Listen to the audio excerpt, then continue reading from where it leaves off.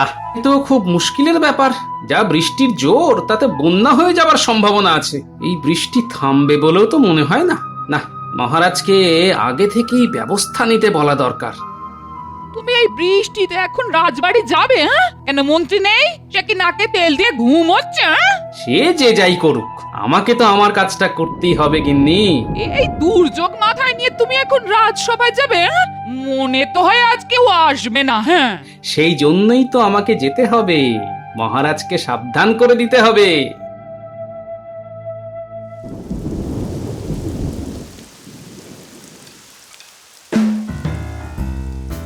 আজ আর রাজসভায় যাব না, যা বৃষ্টি, খিচুড়ি খেয়ে বেশ নাক ডাকিয়ে ঘুমোবো। হ্যাঁ, সেটাই ভালো। আমি খিচুড়ির ব্যবস্থা করছি, কিন্তু কিন্তু এত বৃষ্টিতে বন্যা হয়ে গেলে তো আমাদের মুশকিল। মনে রেখো বউ, আমি এই রাজ্যের মন্ত্রী। বন্যায় হোক বা ভূমিকম্প, আমার খাবার জোগাড় করতে কোনো অসুবিধা হবে না। চাল ডাল আমাকে ভূতে জোগাবে। ভূতে জোগাবে?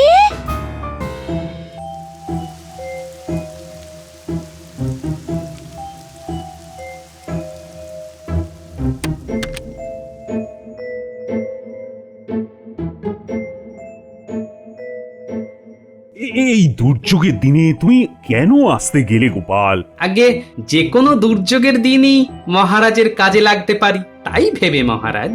তুমি এই রাজ্যের কথা যেভাবে ভাবো, এভাবে যদি সবাই ভাবতো, তাহলে তো আমার কোনো দুশ্চিন্তাই থাকতো না গোপাল। মহারাজ, আমার মন বলছে এই বৃষ্টি খুব খারাপ দিকে যাচ্ছে। বৃষ্টি থামার কোনো লক্ষণই দেখা যাচ্ছে না। তার মানে তো বহু লোকের বাড়িতে জল ঢুকে গেছে। তাদের কি হবে গোপাল? মনে হচ্ছে বহু লোক জলবন্দী হয়ে আছে মহারাজ।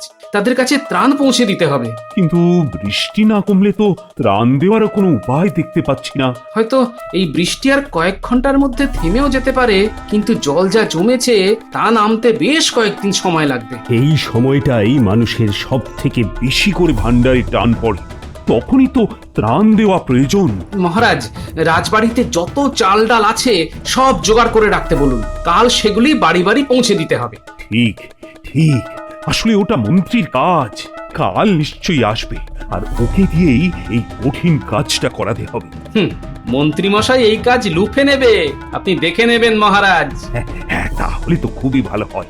মন্ত্রীকে দিয়ে একটা দুরূহ কাজ করানো যাবে। আজ তবে আসি মহারাজ, আর দেরি করলে সন্ধে হয়ে যাবে।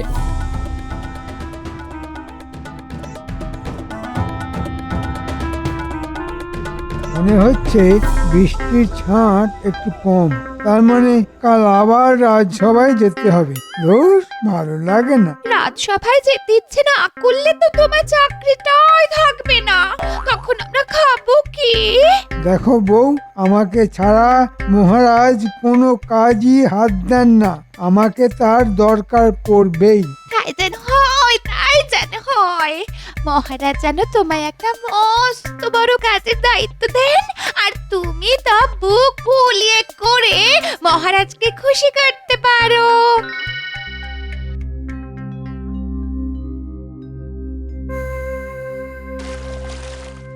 যাক, বৃষ্টি একটু কমেছে, কিন্তু ক্ষতি যা হবার হয়ে গেছে।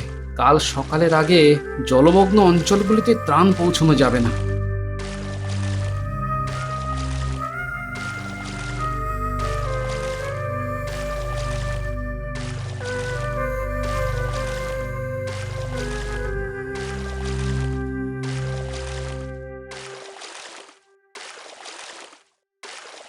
তখনই বলেছিলাম এত বৃষ্টিতে বেরিও না। সেই বেরোলে একেবারে কাক ভেজা হয়ে ফিরলে। হ্যাঁ? আরে আমি না বেরোলে কি বৃষ্টি কমতো নাকি? দেখলে তো কেমন বৃষ্টি কমিয়ে দিলাম। এই শুরু হলো তোমার বাকি বান। হ্যাঁ? এখন এসব কথা না বলে কাল কি খাবো সেটার ব্যবস্থা করলে হতো না? হ্যাঁ? কেন, তোমার ভান্ডার কি শেষ? এরকম বৃষ্টি যদি আবার নামে, এই তাহলে চাল ডাল পাবো কোত্থেকে? হ্যাঁ? বৃষ্টি আর হবে না, কিন্তু জল নামতে এখনো বেশ কয়েকদিন লেগে যাবে। আমি তো তাই বলছি গো, জল না নামা পর্যন্ত রান্না বান্না হবে কি করে? হ্যাঁ? সবার যেভাবে হয় সেইভাবে। সবার কথা না ভেবে আমি শুধু আমার কথা ভাবতে পারবো না গিন্নি। তাহলে ভালো মন্দ কিছু খাবার আবদার করো না। হ্যাঁ? যা জোগাড় হবে তাই খেতে হবে। হ্যাঁ, গিন্নি, বন্যায় বাড়িঘর ভেসে গেছে, আর আমি চাইবো ভালো মন্দ খাবার। তুমি আমাকে তাই চিনলে গিন্নি? হাড়ে হাড়ে চিনি তোমায়, পাছে বাজারে পাঠাই তাই রাজ্যের সমস্যা ভাবতে শুরু করলেন উনি। অলস কাকে বলে?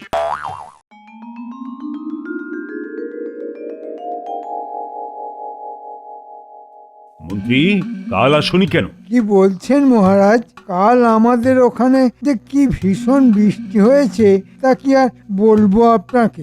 ও, শুধু কি তোমাদের ওখানেই বৃষ্টি পড়েছিল, অন্য কোথাও নয়? সেটা তো আমি ঘুরে দেখিনি মহারাজ, তবে আমাদের বাড়ির আশপাশ একেবারে নদী হয়ে গেছিল। গোপাল, তোমার বাড়ির চারপাশে জল জমেনি? আগে হ্যাঁ মহারাজ, একদম বুক সমান জল, তাই ঠেলেই তো আমি এলাম। কাল ওই দুর্যোগের মধ্যে রাজ্যের মানুষেরা কতটা দুর্দশায় আছে তা কিন্তু মন্ত্রীর জানা উচিত। আমি তো জানার চেষ্টা করেছি, কিন্তু এত বৃষ্টি যে... থামো থামো মন্ত্রী, আমার রাজ্যের কোথায় কোথায় মানুষ জলবন্দী হয়ে আছে তা আমার জানা নেই। তাদের কাছে চাল ডাল পৌঁছে দেবার কঠিন দায়িত্ব কিন্তু তোমাকেই নিতে হবে। মহারাজ, এত কঠিন দায়িত্ব নেওয়ার জন্য আমি কি যোগ্য লোক? আরে এ তো সাপে বড় হলো। হ্যাঁ, চাল ডাল আমার হেফাজতে রাখতে হবে, এবার আমাকে পায় কে? ঠোঁটের বাঁদিকের হাসিটা তো আমি চিনি। এবার চুরি করে মহারাজের ভান্ডার খালি করে দেবে বেটা। এই কঠিন কাজটা আমি তোমাকে দিলাম। গোপাল, তুমি বরং মন্ত্রীকে সাহায্য করো। মহারাজ, ত্রাণ কিভাবে কোথায় কখন কাকে পাঠাতে হয় তা আমার থেকে মন্ত্রী ভালো জানে। ঠিক লোককেই আপনি সঠিক কাজটা দিয়েছেন। তোমার এই মুহূর্তে প্রথম কাজ দুর্গতদের কাছে ত্রাণ পৌঁছে দাও। মন্ত্রী, তুমি তোমার কাজ শুরু করে দাও। এত লোকের জন্য ত্রাণ? আমার তো প্রচুর মোহর লাগবে। মোহর নিয়ে চিন্তা করো না, যত মোহর লাগে তুমি নিয়ে যাও। যথা আজ্ঞা মহারাজ। মন্ত্রীমশাই, ও মন্ত্রীমশাই, আমরা বটা আর ঘটা। ওরে আমার সোনা মানিকরা, আরে আমি তো তোদেরই খুঁজছিলাম। আমাদের খুঁজছিলেন? আহা, কি ভাগ্য আমাদের। তার দরজাটা একটু খুলুন না, নইলে ঢুকবো কি করে? দরজা খোলা যাবে না, জল হুড়মুড়িয়ে ঢুকবে। তাহলে দেখা হবে কি করে? ছাদে উঠিয়ে কথা হবে। ছাদে উঠতে হবে? কেন, তোরা তো ছাদ দিয়েই ঘরে ঢুকিস। ঠিক আছে, আমরা ছাদ দিয়ে আসছি। ঘটা, আমি ছাদে উঠছি, তুই আমার পা চেপে ধর, নইলে কিন্তু জলে পড়ে যাবি। ঠিক আছে, তুই আগে ওঠ। শক্ত করে ধরে থাক ঘটা, জলে পড়লে আমি কিন্তু তোকে তুলতে পারবো না। শোন, একটা দারুণ কাজ এসেছে। হ্যাঁ, এবার বলুন কি করতে হবে? আমি কিন্তু ডুব সাঁতার জানি না। হ্যাঁ, আরে সেরকম কাজ নয়, মহারাজ জলবন্দীদের ত্রাণ দেবে। সেই ত্রাণ বস্তায় বস্তায় আসছে, রাখা হবে গুদামে। সেই গুদামের চাবি থাকবে আমার হাতে। বস্তায় বস্তায় প্রাণ আসছে? যা বাবা, এত প্রাণ আমরা কাদের দেব? যারা মরে গেছে তাদের? তোর মুন্ডু, ত্রাণ নয় রে, ত্রাণ ত্রাণ। মানে যারা এখন জলের জন্য বেরোতে পারছে না, তাদের জন্য খাবার দাবার তো পাঠাতে হবে। এটাকে ত্রাণ বলে। মুখ্য কোথাকার। আপনার মধ্যে এত মায়া মমতা আছে তা তো আগে জানতাম না মন্ত্রী মশাই। আছে রে আছে, তোদের জন্য মন আমার বারবার কেঁদে ওঠে। তাই তো এই ত্রাণ কারোর কাছে যাবে না, তোদের কাছেই থাকবে। আমি সামান্য বিলিয়ে বাকিটা তোদের দিয়ে দেব। আপনার কথা শুনে আমার চোখেও জল চলে আসছে। কত ভালো আপনি। তা ভাগাভাগিটা কেমন হবে? কেন, যা ভাগ তা আধাআধি হবে রে। আমার জন্য তোদের প্রাণ কাঁদে না? সব সময় কাঁদে মন্ত্রী মশাই, কিন্তু প্রাণ কি করে আধা আধি ভাগ হবে বুঝতে পারছি না তো। তোদের প্রাণের চাবিকাঠি তো আমার হাতে রে বোকা। আমার হাত থেকে তোদের পরিত্রাণ নেই রে বটা ঘটা। কাল জল নেমে গেলে আমার কাছে আসিস।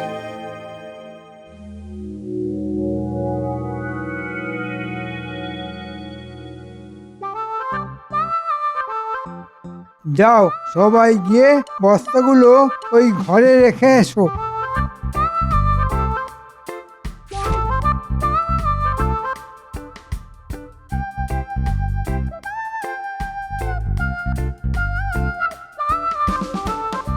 কি হলো, মন্ত্রী এখনো আসেনি? আগে আসার সময় দেখে এলাম মন্ত্রীমশাই ত্রাণের বস্তাগুলির তদারকি করছেন মহারাজ।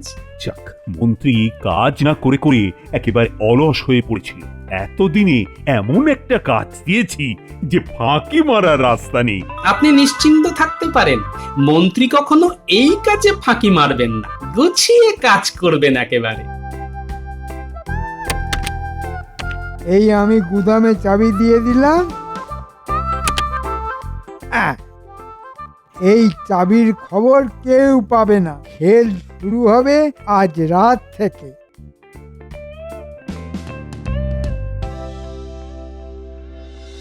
শোন বাটা ঘটা, এই নে গুদামের চাবি, আর ওই দেখ এক কোণে রাখা আছে ছুরি। এখনই বেরিয়ে পড়।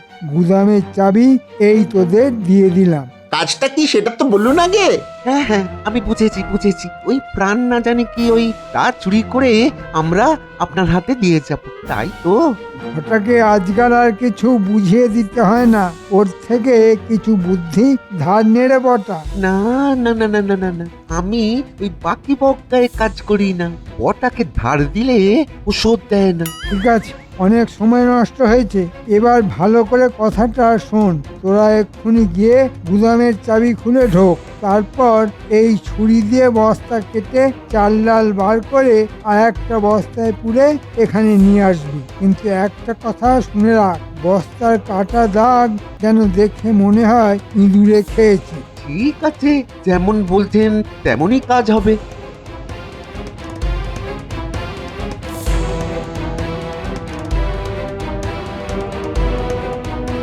ঘটা, এই যে গুদামের দরজা দেখ তালা দেওয়া আছে, চাবি আমার কাছে। আয় তালাটা খুলি। হ্যাঁ হ্যাঁ, এই নে চাবি। হ্যাঁ দে। আমি চাবি ঢোকালাম, দরজাটা খুলে গেল। আয় আয় আয়, আমরা ভিতরে ঢুকি। আয়,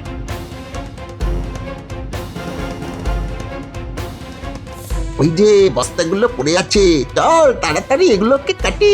হ্যাঁ হ্যাঁ, জলদি জলদি কাজ সেরে ফেলতে হবে। তুই মাল বার কর আর আমি এই বস্তায় ভরি।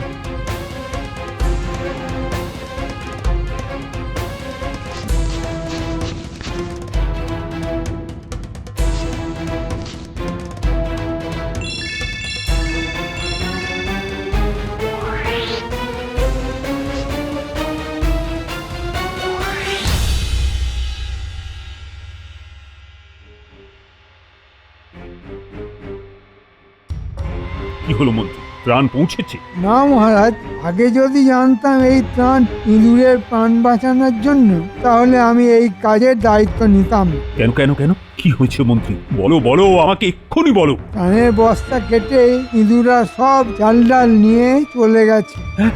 এটা তুমি কি বলছো মন্ত্রী? চাল ডালের বস্তার সবকিছু নিয়ে চলে গেছি ইঁদুর? মহারাজ, মাল টানার জন্য আপনার আর হাতির প্রয়োজন নেই, ইঁদুরই এখন থেকে মাল টানতে পারবে। গোপাল, এখানে আমরা খুব দরকারি একটা বিষয় নিয়ে কথা বলছি, আজে বাজে কথা বলার কোনো অবকাশ নেই। তোমাদের তর্ক বন্ধ করো, এসব পরে হবে। আজ আবার গুদামে চাল ডালের বস্তা ভরো, কাল থেকে আবার ত্রাণ চালু করো। একদিন না হয় পিছিয়ে গেল। হ্যাঁ, সেটা তো হলো, তার চেয়েও বড় কথা কত খরচা বেড়ে গেল, আবার নতুন করে সব কিনতে হবে। মহারাজ, কিছু মোহর তো লাগবেই। আরে যত খুশি মোহর নিয়ে যাও, ত্রাণ কিন্তু কালকের মধ্যেই পৌঁছতে হবে।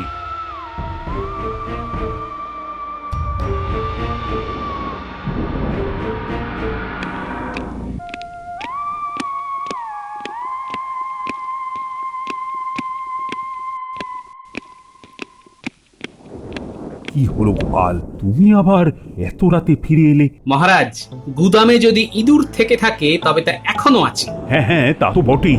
মহারাজ, আমার কাছে খুব শক্তিশালী ইঁদুরের গন্ধ বিষ আছে, তা গুদামে ছড়িয়ে রাখলে গন্ধে ইঁদুর আর ওদিকে আসতেই পারবে না। বাহ বাহ বাহ, খুব ভালো। তাহলে এই নাও চাবি।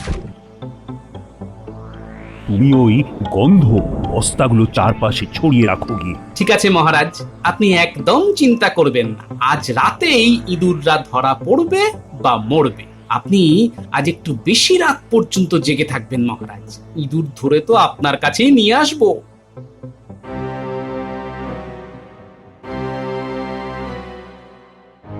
চমৎকার কাজ করেছিস রে পটা ঘটা। আজ আবার মাল এসেছে, আজ ঠিক ওইভাবেই তোদের কাজ করতে হবে।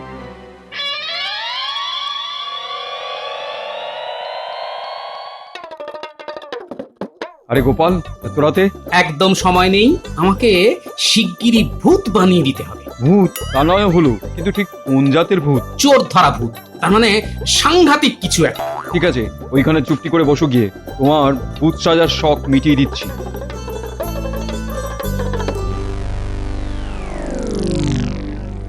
ঘটা ঠিক কালকের মতো, বুঝেছিস? এক কাজ একইভাবে দুবার করতে ভালো লাগে বল। বাবা, আজ আবার একটা টিমটিমে আলো কেউ লাগিয়ে গেছে, ভালোই হয়েছে, দেখতে সুবিধা হবে। ওই যে বস্তাগুলো দেখা যাচ্ছে রে, তুই ওদিকটায় যা, আমি এদিকটা সামলাচ্ছি। গুলটে, ন্যাপলা, যা বললাম তা মনে আছে তো? ঠিক মতো করতে পারবি তো? ওটা এই ঘরে কি যেন আছে, আমি টের পাচ্ছি। তুই আসলে ভয় পাচ্ছিস কেন বলতো? না রে, আমিও মনে হচ্ছে কিছু একটা দেখলাম। এই কি বলতো? হ্যাঁ কি? একটা ছায়া। হ্যাঁ রে, ওরে বাপরে, কি ভয়ঙ্কর চেহারা রে, মারাত্মক কোনো ভূত রে বটা। আমি যে তাকাতেই পারছি না বটা। তুই তো তাকিয়েছিস, আমি তো চোখটাই খুলতে পারছি না। ওরে বাবারে। তোমরা বটা ঘটা এখানে কি করছিস? আমরা প্রাণ নিতে এসেছি প্রভু। প্রাণ চাই না প্রাণ চাই? হ্যাঁ, দুটোই প্রভু। দুটোর যে কোনো একটা। ত্রাণ পেলে প্রাণ পাবি না, প্রাণ পেলে ত্রাণ পাবি না। প্রভু, প্রভু, আমরা এখন পালাতে চাই, যাবো? হ্যাঁ, পালাবি। বটা ঘটার কাঁধে ওঠ, নইলে চিবিয়ে খেয়ে ফেলবো। দেখ আমার দাঁত, দেখ এখনো কেমন রক্ত লেগে আছে। না না প্রভু, আমায় এক্ষুনি খাবেন না। মন্ত্রীমশাই আগে মোহর ভাগ করে দিই, তারপরে যত ইচ্ছে খেতে চান খান। এই আমি ঘটার কাঁধে উঠে পড়েছি, এইবার যাই প্রভু। হ্যাঁ, এবার যা। তাই তো, চোর এবার বাইরে বেরোচ্ছে, এবারই তো আমাদের কাজ। আমি তৈরি আছি। প্রভু, আপনি চলে গেছেন? না রে, তোকে খাবো বলে পিছে পিছে আসছি। ওরে বাবারে বাবা, ঘটা ভূতটা আমাদের পেছনেই আসছে রে। চোখ বন্ধ করে রাখ, তাকাস না। দেখি আমাদের উপর কারা যেন ঝাঁপিয়ে পড়লো না। এরা কারা রে, ভূতের বাচ্চা নাকি? শক্ত করে বেঁধেছিস তো, এবার ওদের আসল জায়গায় নিয়ে চল। আপনিও কি সঙ্গে যাবেন প্রভু? কেন, গেলে তোদের ভালো হয়? না গেলেই ভালো হয় প্রভু, তাহলে এই চোখটা খুলতে পারি। আগে মহারাজের কাছে সব খুলে বলবি, তারপর।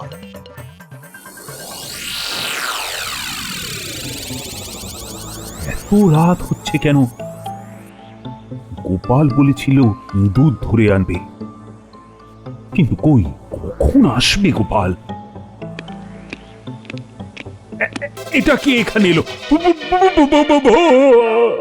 না না মহারাজ, আমি ভূত নই, আমি গোপাল।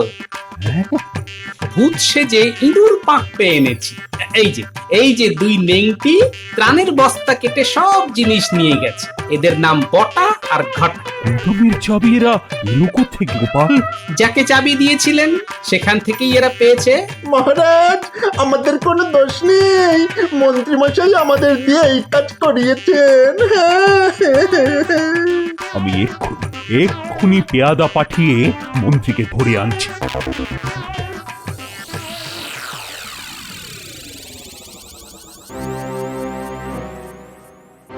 এতক্ষণ তো লাগার কথা নয়, কেন লাগছে? ধরা পড়ে গেল নাকি? হ্যাঁ, এই বোধহয় এলো। দরজায় কে যেন খুটখুট করে শব্দ করলো। যাই, দরজাটা খুলে দেখি। বটা ঘটা এলি নাকি রে? এই যে মন্ত্রীমশাই, মহারাজ আপনাকে তলব পাঠিয়েছেন। বটা আর ঘটা মন্ত্রীর সামনে বলতে পারবে তো যে মন্ত্রীর কথাতেই তোমরা এই কাজ করেছো? মহারাজ, আগে প্রাণ তারপর ত্রাণ। আরে বটা ঘটা এখানে? না মানে মহারাজ, আমায় আমায় ডেকেছেন? মহারাজ, মন্ত্রী এইমাত্র বটার ঘটাকে দেখে চমকে উঠেছেন। তার মানে উনি ওদের চেনেন, আর আমি ওদের হাতে নাতে চুরি ধরে ফেলেছি। তার মানে কি দাঁড়াচ্ছে মহারাজ? এটাই প্রমাণিত হলো যে মন্ত্রী এই বটা আর ঘটাকে দিয়েই চুরিটা করিয়েছে। কিছু বলবে নাকি মন্ত্রী? মহারাজ, আমি দোষ স্বীকার করে নিচ্ছি। আসলে লোভে পড়ে গেছিলাম।